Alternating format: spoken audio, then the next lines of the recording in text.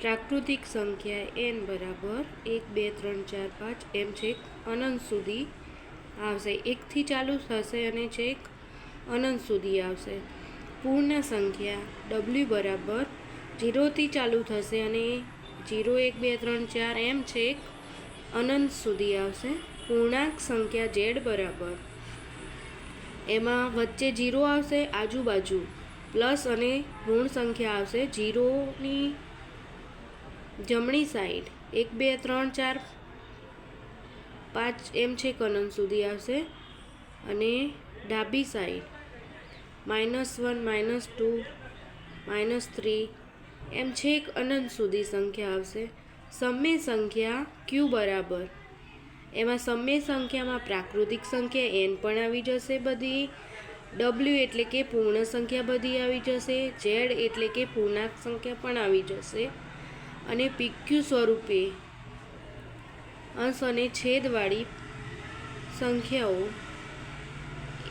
એ સંખ્યાઓ એવી હોવી જોઈએ કે જેનો જવાબ તમને પોઈન્ટમાં આવી જાય, નીચે શેષ 0 વધે, અનંત સુધી ચાલુ ના રહે એવી સંખ્યા આવે pq સ્વરૂપે, એને સમય સંખ્યાઓ આવશે.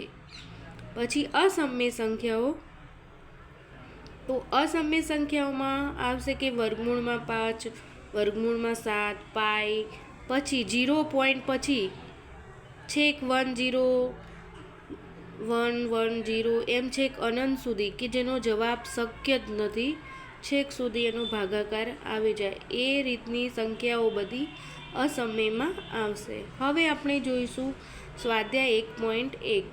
એમાં દાખલા નંબર 1. શું 0 એ એક સમય સંખ્યા છે? શું તમે તેને p પૂર્ણાંક તથા q શૂન્યેતર પૂર્ણાંક હોય તેવા pq માટે p/q સ્વરૂપમાં લખી શકશો? તો શૂન્ય સંખ્યા એ સમય સંખ્યા છે.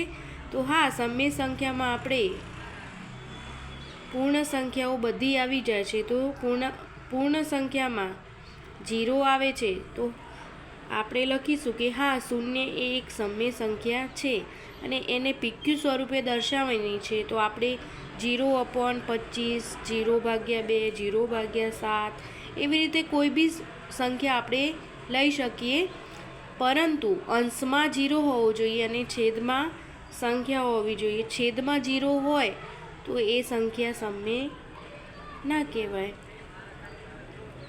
દાખલા નંબર 2. તો 3 અને 4 વચ્ચેની 6 સમય સંખ્યાઓ.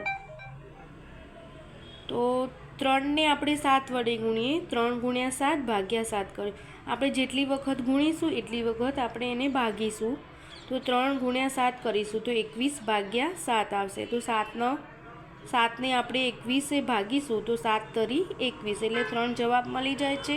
આ બાજુ 4 × 7 કરીશું તો ભાગ્યા 7 બરાબર 28/7, તો 7 ચોક 28 થશે એટલે બરાબર 4. તો હવે 21/7 અને 28/7 એ વચ્ચેની જે 6 સંખ્યાઓ આવશે એને બધી સમય સંખ્યાઓ આવશે. તો એ 6 સંખ્યાઓમાં આવશે 22/7, 23/7, 24/7, 25/7, 26/7 ને 27/7. હવે દાખલા નંબર 3. તો 3/5 અને 4/5 વચ્ચેની 5 સમય સંખ્યાઓ શોધો. તો આપણે 5 પછીની જે સંખ્યા આવે એના વડે આપણે અહીંયા ગુણીશું.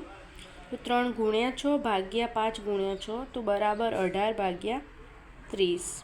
આ બાજુ 4/5 × 6 ભાગ્યા 6 તો અહીંયા આવશે 4 × 24/30. તો હવે 18/30 અને 24/30 એ વચ્ચેની જે 5 સંખ્યાઓ છે એ બધી સમય સંખ્યાઓ આવશે.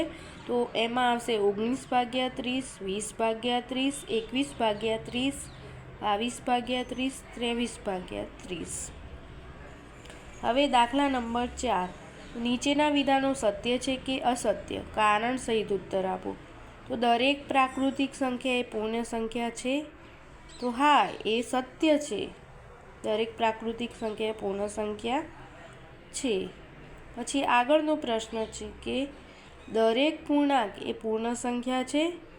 તો દરેક પૂર્ણાંક એ પૂર્ણ સંખ્યા નથી. તો આપણે જવાબમાં લખીશું કે અસત્ય છે, કારણ કે દરેક પૂર્ણ સંખ્યા એ પૂર્ણાંક નથી.